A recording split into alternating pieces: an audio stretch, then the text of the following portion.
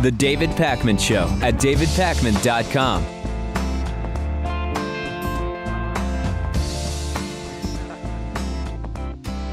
Jeb Bush, the brother of former President George W. Bush and the son of former President George H.W. Bush, has been considered sort of a more moderate voice in the possible Republican field for 2016.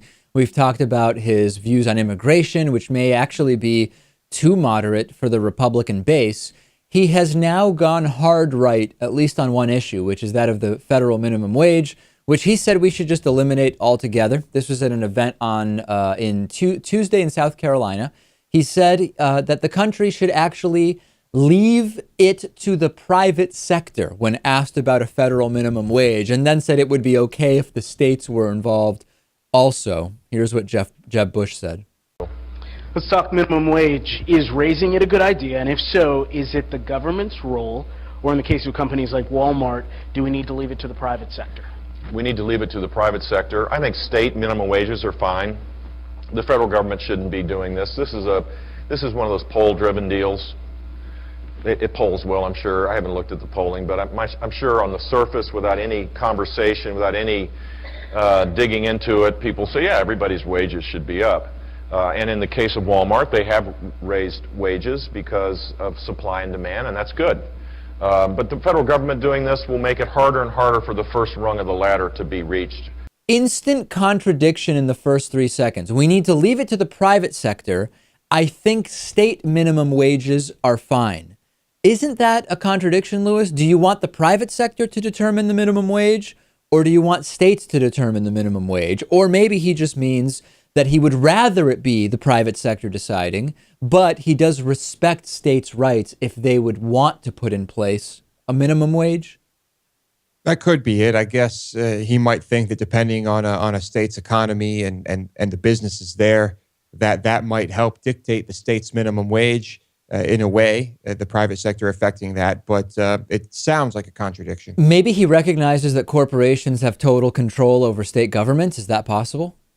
In some states, I think they do. So, yeah, that could be it. Does he have any idea what would happen if the private sector decided on minimum wages? I mean, we have record corporate profits, yet wages are growing very, very slowly, the slowest rate since the 1960s. And much of the growth that we do see in terms of wages is related to mandated increases in the minimum wage. So I think that we need to reframe this debate around the minimum wage for those politicians and viewers and just people who conceptually want a market minimum wage. We need to talk very specifically with them about the social costs of corporations saying, we're going to pay $1 an hour, because we hear from people, I don't remember if it was Paul Ryan or Rick Santorum or Paul Scott Walker, who it was, who said we would essentially have no unemployment if we had no minimum wage.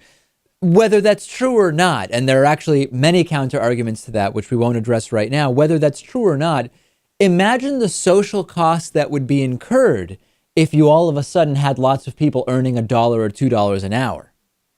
No doubt. It would be a total disaster. And who on his team advised him that this was the direction he should go in?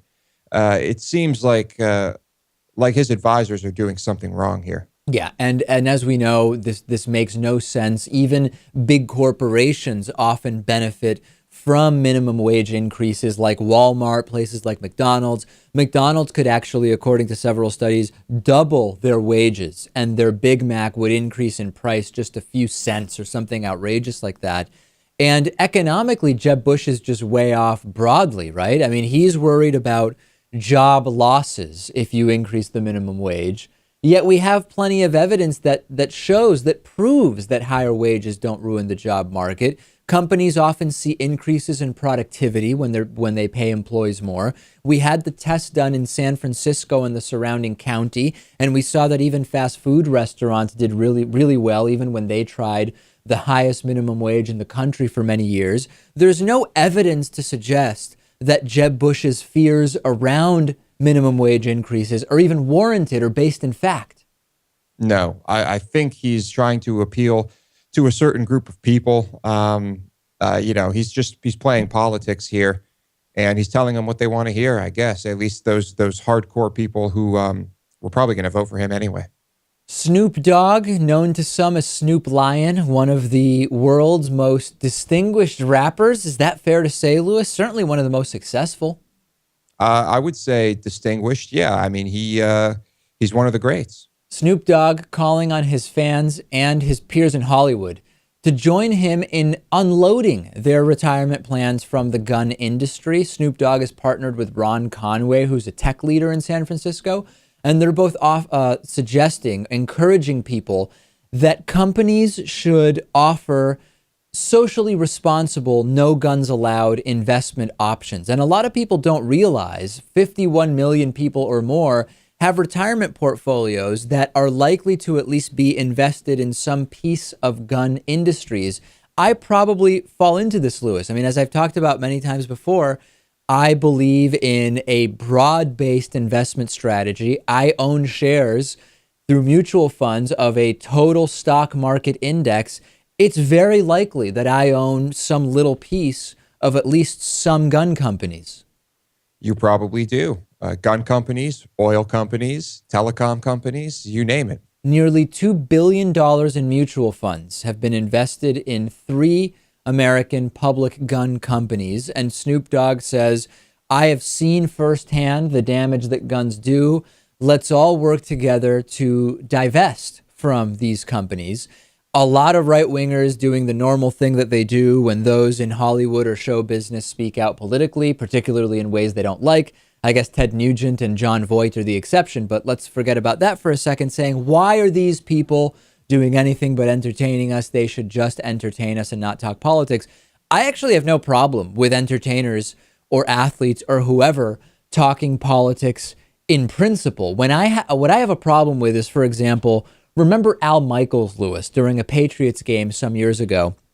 I believe it was when John Kerry was running for president or around that time, saying the referees flip-flopped on a call and we're certainly in the right state for that.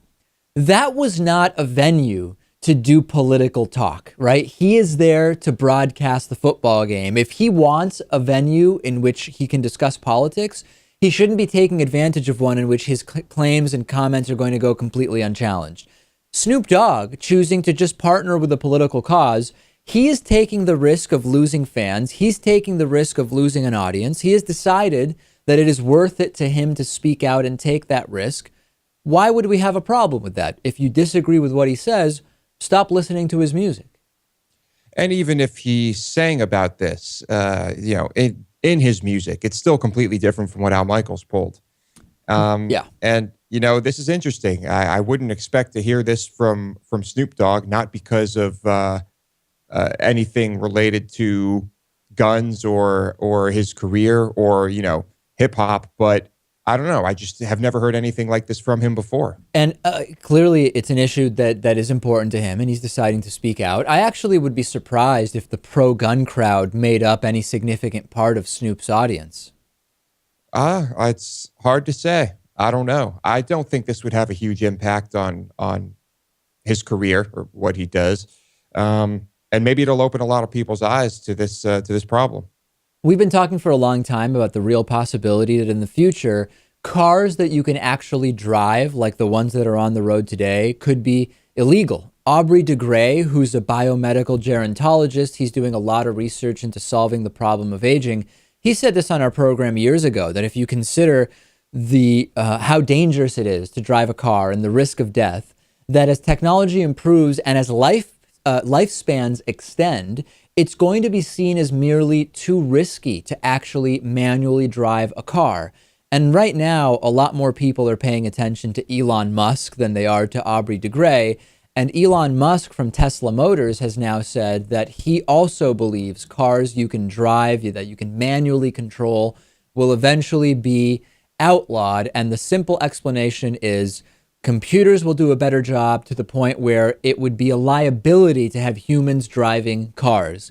What do you think, Lewis? Well, I think that it would probably be a very, very, very long time before they completely disappear. Although as autonomous cars are more prevalent, I think that if you want to be driving your car, you may just be paying outrageous amounts of insurance on it. So I think that's probably where we're headed in the short term. Elon Musk said, quote, "I don't think we have to worry about autonomous cars because that's sort of like a narrow form of AI. It would be like an elevator. They used to have elevator operators, and then we developed some simple circuitry to have elevators automatically come to the floor that you're at. The car is going to be just like that. So what happens when we get there? Musk says it will just be too dangerous to drive cars manually. You can't have a person driving a 2-ton death machine." The freedom and liberty crowd really does hate this. They say that it is part of the American foundation, freedom to just get in your car and go wherever you want. Of course, an autonomous car would take you wherever you want to go, so I don't exactly know why freedom would be limited there. Think for a second, though, if we were to consider driving differently than we do today. Consider horses, for example. They went from being used as transportation everywhere to, for the most part, I know that in some rural towns you can still travel on horse, you hear about it, but for the most part, people realize it's not really that safe, particularly because there are now cars on the road, and you ride horses in designated areas. At the time when this transition happened, people said, those who are using horses for transportation as part of their job are going to lose their job. And that's what people are saying now about autonomous cars. And people made the freedom argument. Right now, I can go anywhere I want with my horse. If all of a sudden there are cars all over the road, I'm going to lose the freedom to take my horse wherever I want. But now we don't really worry about that because time has passed. Could it not be the same thing with autonomous cars? I'm sure it will be. You're going to have people that embrace it.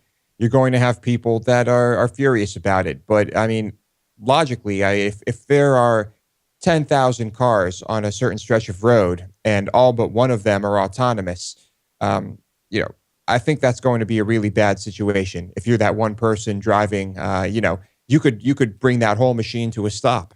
Maybe cars will become something that is driven recreationally. You can have a car to get around certain communities. There might be, this is a manual car community, for example, or cars are more seen as entertainment. It truly does seem like the obvious path forward. And every time we talk about this, people email me, Lewis, and they're very angry. They say, "David, you're an idiot. Manual drive cars are never going to go away as a form of transportation." And I think it's very presumptive to say we know exactly what the future holds around this. They may go away as a primary form of transportation. Are they ever going to go away completely? Maybe in the distant future. But look at it from the point of view of someone who's got that sweet Rolls-Royce Phantom in their garage. One day you come along and tell them they can't drive that anymore. There's going to be some things we need to work through. Tweet us about this, twitter.com/David Pakman Show. We'll take a break and be back with plenty more right after this. The David Pakman Show at davidpakman.com.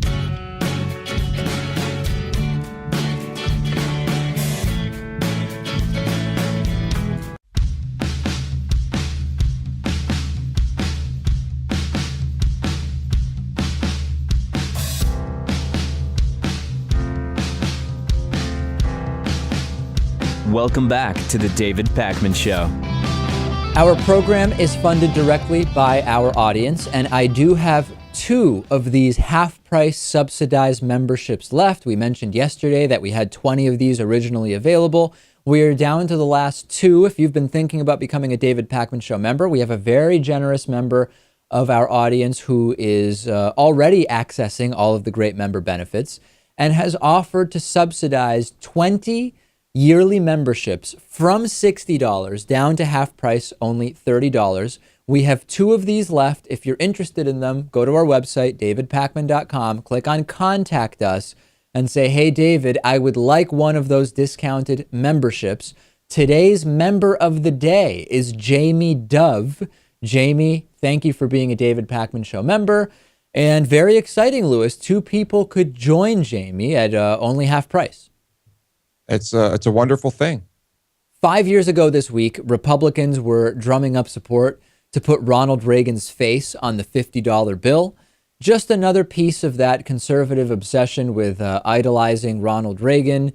Ronald Reagan, if there is ever proof that image is everything, it would be Ronald Reagan, seen as the kind of tax guru of lowering taxes, even though he increased taxes numerous times, seen as the guy who got it right on immigration, even though he proposed the same types of executive actions that right-wingers are lampooning President Obama for proposing and putting into place. They created a conservative alternative to Facebook called Reagan Book, which got trolled into oblivion. I mean, it didn't work. It was just pathetic. He really is this Republican idol in spite of the reality about Ronald Reagan. Yeah, he did not really do what everyone thinks he did. He's not the guy everyone thinks he was, but for some reason, for one reason or another, he's the guy. But who was the guy before Ronald Reagan? Who was that guy? Before Reagan, who did the conservatives go nuts about? I don't know. I mean, before Reagan, it was a slightly different type of conservatism. So maybe they were less eager to have the same type of idol. I mean, maybe, there's Ike, right? Dwight D. Eisenhower. But it was a different type of thing. And Dwight D. Eisenhower was a different type of conservative. I don't really know. Yeah, I think when you're looking for that type of president, who the idols were, maybe you just look to times of war and try and pick from that pool. Those seem to be the more popular ones. I wonder if newer generations of conservatives in the future will worship Reagan or whether they'll use George W. Bush instead. I mean, right now it looks like Bush is, relegated to the guy that's only mentioned if we absolutely have to, even within conservative circles. But I guess that could change over time. I think it could change. It's just so much happened during his presidency that I think ultimately he may be looked to as a hero or as a conservative idol. In spite of the fact that he presided disastrously, I mean, in terms of the economy, in terms of foreign policy, in terms of I can't think of one area where George Bush could truly be lauded as a success, even by conservatives. I mean, look at what he did to the deficit. Well, he helped a lot of companies with great deregulation and things like that. So I'm sure he made a lot of Halliburton. Look how much money he made Halliburton. But why is it the Democrats don't seem to worship politicians the same way many conservatives do? Yeah, I mean, it's like people like Clinton, but most Democrats I know still recognize that there were things that Clinton did which were pretty centrist or even center-right. I guess you're right. There's some not really bad foreign policy decisions by Clinton as well. Yeah, that's true. There doesn't seem to be this fetishizing of individuals, so to speak, by Democrats quite as much. It is interesting. Very, very interesting. 4 years ago this week, the TSA admitted to mistakes in body scanner radiation tests. They were actually emitting 10 times the radiation that people were told. Eventually, the TSA replaced those scanners with the new millimeter wave scanners, which supposedly emit far less radiation. The TSA always tells you they're completely safe. Some conflicting reports, some studies say they can be just as damaging. You just told me, Lewis, you went through the millimeter wave porno scanner a couple days ago for the first time, I think. I don't know if it was the first time I went through it, but I was going through a travel nightmare. I was on 2 hours of sleep. I arrived to the airport pretty much catatonic, and I just said, you know what, I can't deal with any more nonsense today. I'm just gonna go through it, and I did. Yeah, I still haven't gone through it at all. And usually when you say you don't want to go through it, there's one of two responses. I'm threatened that I'm really going to get delayed significantly because by the time they can get around to giving me a pat down, who knows what time it'll be. It has never happened. And number two, I'm given talking points about how safe it is and how most recently I was told it doesn't even see through clothes, which made me question what the point of it is, because if it doesn't see through clothes, can't they just look at me? Unless I guess it shows you whether there's explosive residue on the outside of my clothing. I almost didn't even understand the point of it.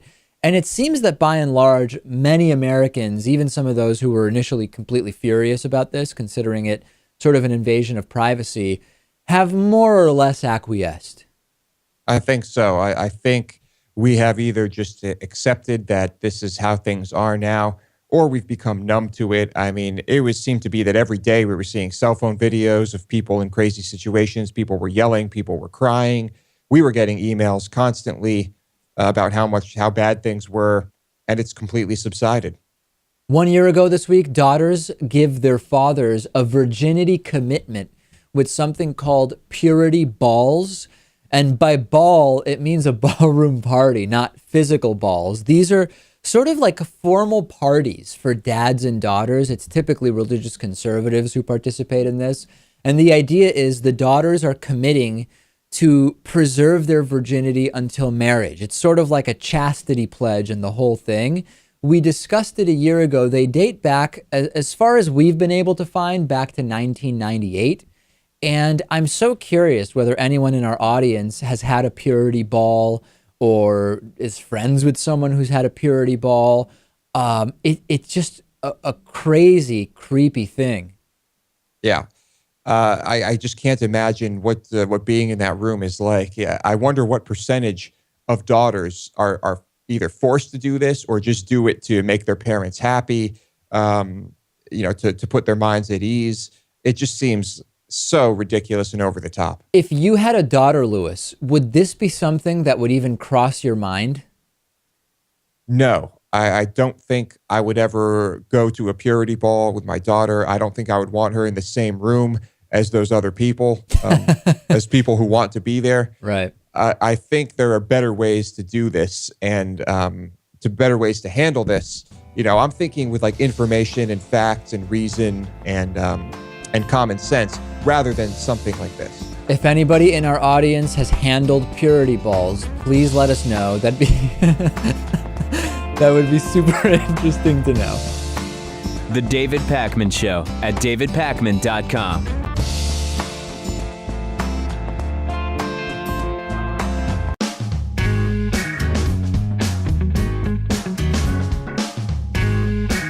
Welcome back to the David Pakman Show.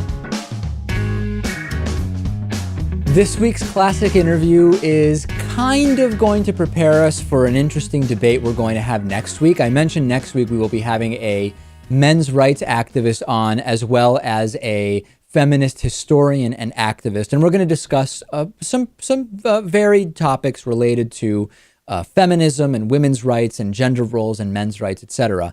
Back in September of 2011, we interviewed Catherine Hakim, who argued that women should really be flaunting their bodies and using sex appeal at work.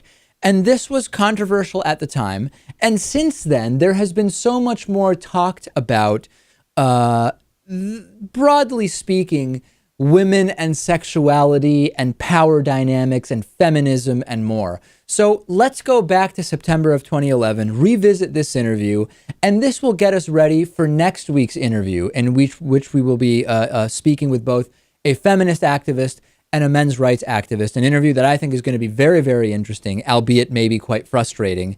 Catherine Hakim from September of 2011, this week's classic interview. Catherine Hakim is a British sociologist and senior research fellow in sociology at the London School of Economics. She's also become known for her work on erotic capital. In her new book, Erotic Capital, Catherine argues that women should use sex appeal to level the playing field at work. We talked about this last week. We got an incredible amount of response, and I'm thrilled. Thank you so much for joining us, Catherine. Hello. In the book, you talk not only about women using their erotic capital or their sex appeal, but also about men. But you indicate that men have been more successful in using it. So am I right in saying you believe that both men and women do use it and should use it, but that women simply have been less successful? Am I right about that? Yes and no. Men are certainly getting more substantial earnings markups or increases for being attractive rather than unattractive. The average for men is a 17% addition to earnings, whereas the average for attractive women is an addition of 12% to earnings. So there's this gap between men getting a lot more for being attractive. But no, in the sense that you're talking about it as if it's something that people actually turn on and off. I mean, some of the things you describe in the book include, for example, the clothing that one wears, how they choose to make themselves up, hairstyles, etc. Those aren't necessarily things that are just constant, right? I mean, you have to make an active decision to say, well, I am actually going to be more conscious of how I'm dressing and my appearance. It's not just a constant like intellect, I don't believe. Yes, it does involve effort. I mean, it certainly involves effort in that going to the hairdresser regularly, having it cut regularly rather than never at all, and wearing nice clothes that are ironed and so on rather than scruffy involve effort. But at the same time, most people do that once they've got into the habit of presenting themselves attractively. They wear those attractive clothes and those attractive colors all the time, rather than sometimes turning up in a sack and sometimes turning up smart. It's true that there are variations when they're making a greater effort to go out to a party or something, but it is generally the case that people who have already invested in their physical appearance and their manners, in their self-presentation, are not totally switching it off sometimes. And the key point I would also like to make is simply that it is a mixture of physical and social attractiveness. And all the studies show that these things do tend to go together. Fair enough. Many self-described feminists emailed me after we talked about your book last week. And they are, and I'm sure this is not news to you, they're angry. They consider that when erotic capital or sex appeal is used to get ahead, that it only perpetuates women being seen as sexual objects and not really anyone's peer or true colleague at work. How would you respond to that? Well, my key two examples of people with erotic capital are first Barack Obama, who, are, in my view, one of the advantages that helped him be the first black person to be elected president of the United States was the fact that he's extremely well presented, tall, slim, well presented, good clothes, charming manners, as well as a good speaker, clever, and all the rest of it. But his self-presentation is first class, and so also with his wife. And the second example I would use is Christine Lagarde, the French finance minister who's now been appointed to the head of the International Monetary Fund. There's no question about her competence, her intelligence, her qualifications. She was an extraordinarily successful corporate lawyer. She was the first woman to be appointed a finance minister in the European Union, and everyone says that she was extremely successful in that context. And she's now the first woman to be appointed the head of the International Monetary Fund. But like most French women, she doesn't rely exclusively on her intellect and her qualifications and work experience. She also invests seriously in her erotic capital. She is fortunate enough to both have the intellect, the resources, and the education to be a charming and attractive person and very competent at her job. I am familiar with her.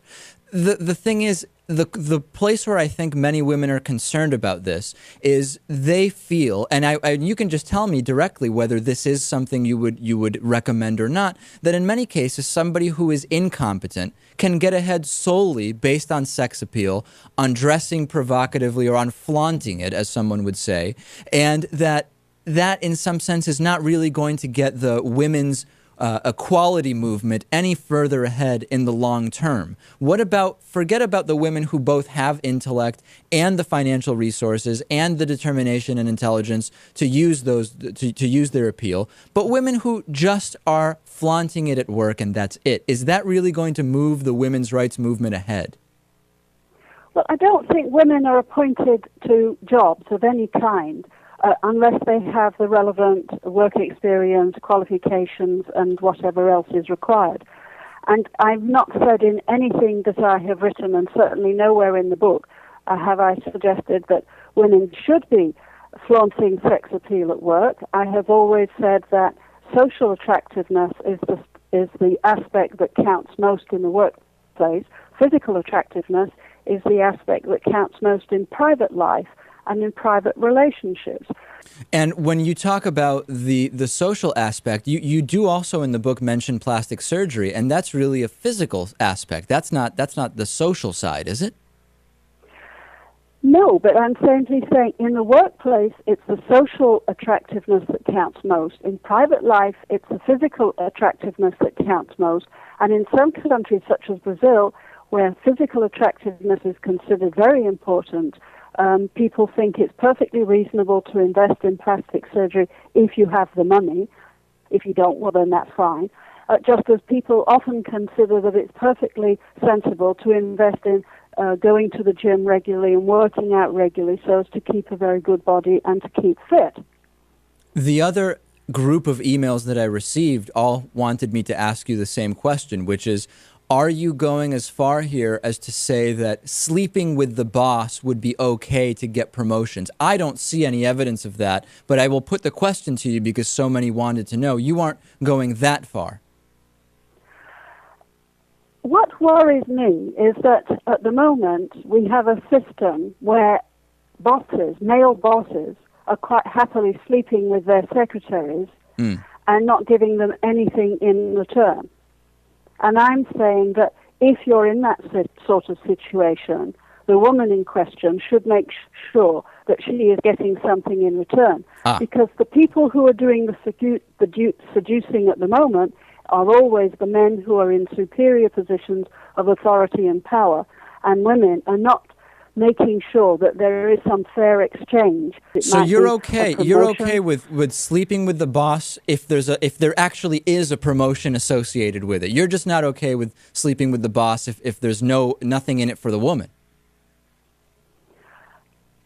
I can't see any major problem unless it's against the ethics of a particular workplace, and some of them do have those sorts of ethics. But isn't there a fundamental problem, which is that a woman is willingly turning herself, even if they do it knowing that they're going to get a promotion? Isn't that a disaster? Because the woman is saying, I am using myself as a sex object to get a promotion, as opposed to any of my actual skills. It seems like a big deal to me, Catherine. It seems very odd that everybody's focusing in what you're saying. Everybody's focusing on the woman in the question and not on the fact that men are exploiting women in the workplace and having affairs with junior, attractive women and giving them nothing in return. And when they get bored with the women, very often they then say, oh, you're redundant, or you're fired, or you'll move to a job elsewhere where you won't get in my way because it's an embarrassment to have the young woman still hanging around when they have got tired of them. Nobody bothers about that. No, we do. We do get that. I get that. I get that completely. More on the women. I think I'm focusing on the women with you, Catherine, because you wrote about it. Happen. That's the point. Workplace affairs do happen, whether you think they're a good thing or bad thing, between colleagues, between subordinates and superiors, they happen. If they happen, I'm simply saying women should make sure that they, because it is usually the attractive women in question, they should make sure they get something in return. Have you used your sexual appeal or erotic capital to get ahead? I mean, are you, in this book, do you speak from experience? I think in Europe it's much more accepted that flirting is part of ordinary civilized life. It doesn't necessarily go anywhere. It doesn't necessarily mean anything. No, that I understand, but my question was whether this is something you've done. I think everybody uses it and does it to some extent in small ways all of the time. Okay. And my last question is, there are some people that just, I know that this may be a little crass to say, but not everybody is attractive. There are some ugly people out there. What about them? There may not be anything they can do to get any level of erotic capital. Isn't that a possibility?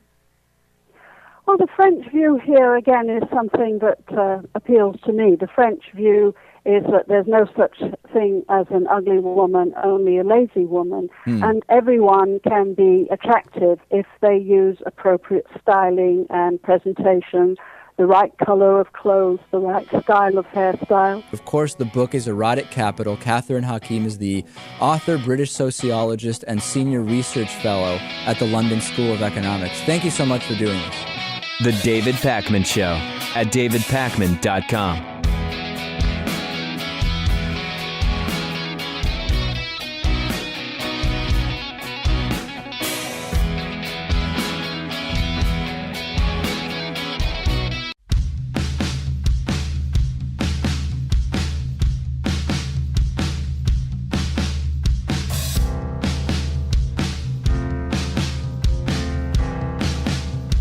Welcome back to the David Pakman Show.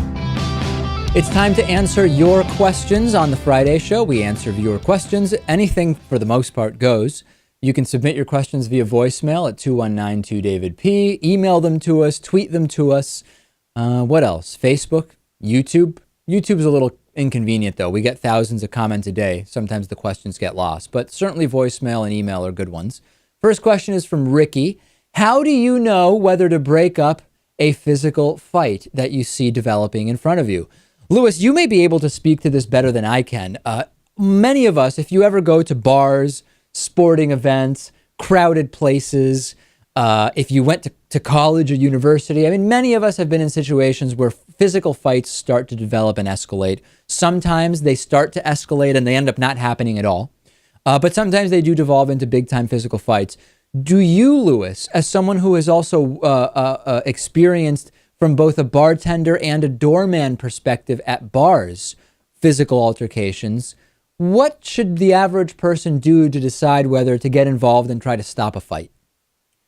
For me, I guess everyone's metric is different, but for me, if one of the people, if one person who's involved in the fight clearly does not want to have anything to do with it, then I think you should break it up. If one of the people involved is at such a physical disadvantage for any number of reasons, if I'm in a bar, if they're completely wasted and they, aren't even really aware of what's happening or can't really defend themselves in any way, I think that is potentially a good reason to break up a fight. And, well... Now, let me ask you this. Those are factors that have no bearing on the connection of any of the individuals related to you. If two of your friends are about to get into a fight, regardless of the circumstances, is that a fight you're more likely to try to break up than if it's two people you don't know, for example? What if you know one of the two people who may be in the fight? I think that if it were two of my friends, I would break it up because I don't want to see that happen. I don't want to deal with it. Presumably, I'm with them, and it just makes things worse if that happens. And of course, I don't want to see my friends get hurt. So yes, I would break that up. If it were one of my friends and a stranger, and I would probably try to stop it. But if they were adamant, I don't know, maybe depending on the situation, I'd say go for it. In that circumstance, if your friend starts to be showing to be on the losing end of the fight, is that a situation in which you would jump in and maybe try to help? Then I would, if I'm going to jump in, presumably it will be to break it up. You don't mean join in? No, right? I mean join in. Yeah. Oh, join in. Well, if that could, every situation's different. I could see myself joining in if I see something I don't like. Yeah. Yeah. I mean, for my standard is I am generally going to try to avoid any kind of physical altercation. If it's people I don't know and there's no particular reason to think that it's an incredibly unfair fight or whatever, I would probably stay out of it. When I see fights at bars, I just try to stay as far away from it as possible. When I visited Lewis in Austin, we were on 6th Street there, and a big fight developed right in front of me where a 45-year-old man punched a 20-something-year-old girl right in the face, and her face started bleeding. And it was like everybody was just stunned at what took place. And two of the guys that were with that young lady jumped in right away and started punching this guy. And it all happened so quickly, Lewis, that it was like before I even had an understanding of what happened. Because sometimes when these things happen, you almost think there must be some joke. Like some of this must be people playing around because the behavior is so absurd. And by the time we realized this was a real fight, it had essentially ended. Yeah, on streets like 6th Street, that's how it happens. It's usually pretty quick. But sometimes big crowds develop around these things. It was too early in the night for that to happen at the time we were there. But people will bust out the cell phones. And usually they end up not even happening, though. Next question is from Callie. Callie wrote in and said, growing up, I would always say, bless you when people sneeze out of habit. But as a non-religious person, I'm bothered that even without saying God bless you still is kind of implying God bless you. What do you say when people sneeze? Am I crazy to be bothered by this? Interestingly enough, in Spanish, the word that is used when people sneeze just means health, which is still kind of connected to woo, maybe, in the sense that it was thought, I think, at one point that when you sneeze, it creates an opportunity for like demons to enter, evil spirits to enter your body and make you sick. So even just saying health may have kind of a woo-woo connotation. But I tend to just say bless you. I actually am not really that in favor of saying anything at all. I don't know why it's a custom and I participate in it. But sneezing does not seem, if people cough versus sneeze versus hiccup, why is simply sneezing, if we take out this evil spirits component, why is sneezing the one where we're supposed to say something, right? I'm kind of off of it too.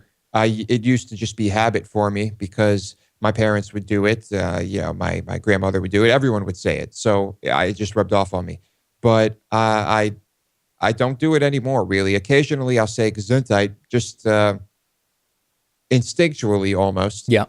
But I am trying to not do it at all because it's just it's unnecessary and it's silly. Something that is interesting is someone told me they will say peace. Whenever someone sneezes, they say peace. It's just an opportunity to say, hey, peace. We should have peace. And you're saying something, so you're not ignoring the person and kind of not following social norms.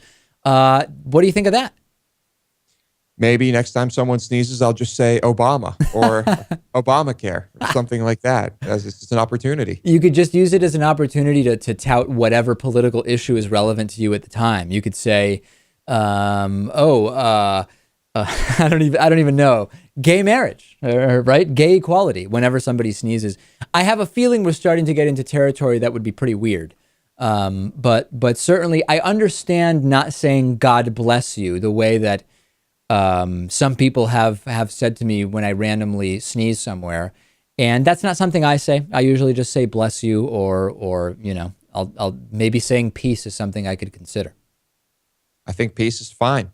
That's a good one. Maybe I'll say magic or something interesting like that. Or since you believe in psychics, you could say psychic. I could, yeah. Or how about this? How about dragons? That's a good one.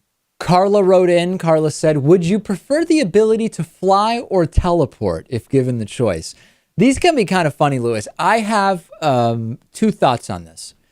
I would be thrilled to have the ability to fly because it just seems like that's something humans have been wanting to do for a while. If you could safely fly around, I mean, that would just be fantastic.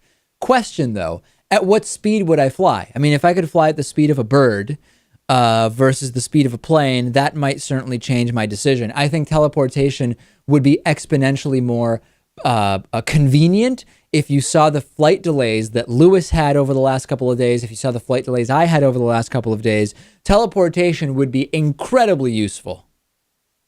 I agree. I think flying would be very pleasing. I think it would be more fun. I think it would be just a wonderful thing to be able to do. But teleportation really seems like the way to go. If I could just teleport anywhere instantly, I think it would be much more useful. I think that for me, it's a very obvious choice to choose teleportation. A more interesting way to reframe the question would be, if the teleportation involved some kind of pain, physical pain, or some additional risk, like you could teleport, but there's a 1 in 100,000 chance that you lose your entire memory upon teleportation. And then you start doing the math. Well, let's see. How often would I likely be teleporting? Where does that put my odds, given that it's 1 out of 100,000? What about that? That might then make it a more serious question, right? You could fly at 150 miles an hour or teleport with a 1 in 100,000 or 1 in 50,000 risk of forgetting everything you currently remember. Well, what about this? Let's even it out a little more. Yeah. What if you could fly at 800 miles per hour? Right. Or you can teleport no more than 100 feet. Which one would you choose? I would probably choose to fly 800 miles an hour.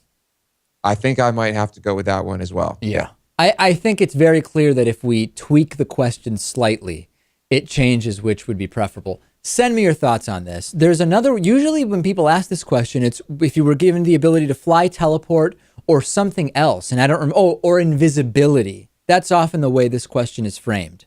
Which one would you choose? And while invisibility would have many interesting things that you could do, I don't know that it's as practical. imagine filming documentaries. Invisibility. You'd be the best documentarian of all time if you could be invisible. That's true. No, but then there may be legal questions that come up, certainly, but that is an interesting one. All right, on today's bonus show, no spitting, swearing, or yelling in Canada. What's that all about? We'll talk about a news anchor's penis jacket. What is that? And piercings to be classified, some piercings, as female genital mutilation. What do you think about that? Anytime we touch anything even remotely close to circumcision, very controversial. DavidPakman.com/membership. Make sure you remember, because that's the only way to access the bonus show.